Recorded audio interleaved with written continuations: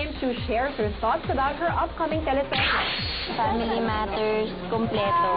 Lahat ng klase ng pamilya, meron ng mga Pilipino. Nandito ngayon sa teleserye niya. Masaya. Parang everyday you look forward mo na chumika sa kanila, na mag-banding sa kanila. Kim also talked about Love Team C and Lynn's unusual generosity towards her.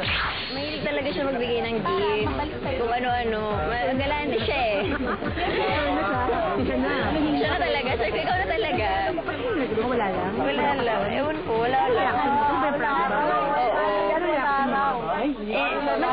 Siyempre, sabi ko, bakit? Anong meron? Sabi niya, wala, nakita ko lang. Sabi ko, nahihiya din ako. Hindi lang naman Prada bag yung binigay niya sa akin. Marami pang mamahaling bagay. Pero, siyempre, nahihiya na ako. And, kapalit nun, ng birthday niya, binigyan ko siya ng mamahaling regalo, kahit isa man lang.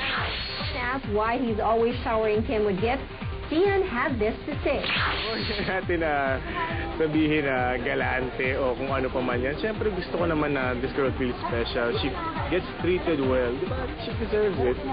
She's been working hard, diba? Deserve naman niya maging masaya eh. Diba? Kaya naman ako nandito, diba? Iniisip ko naman siya eh. And she deserves it.